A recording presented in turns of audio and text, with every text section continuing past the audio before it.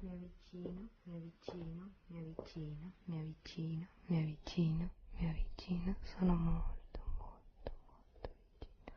Vado dietro, dietro, dietro, mi avvicino, mi avvicino, mi avvicino, mi avvicino. Is where your left and your right ears are. Your brain is doing all of the work, telling you where the sounds are coming from. Okay, I'll go get the scissors.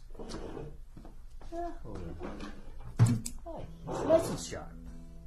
Now, as I begin the clipping, and I bring the clippers closer to your ear, very close to the right ear.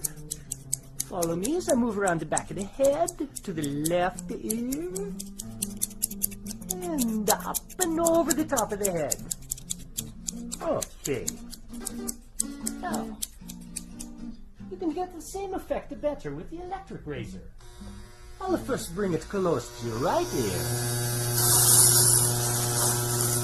Is it perfect? And around the back. And onto your left.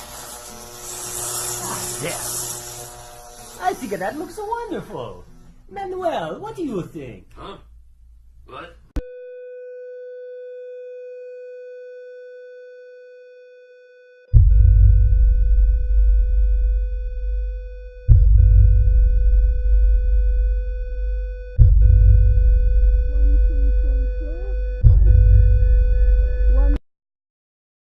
Good morning, Mrs. Roy. Good morning, Doctor.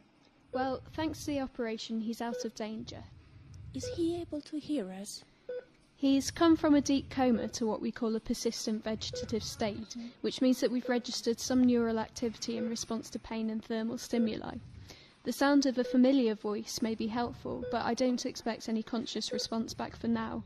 I see. He's going to stay under constant observation to check whether his conditions improve or change.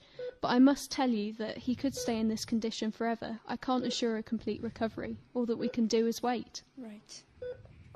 May you leave me a minute alone with him before I leave? Yes, of course. Thank you, Doctor.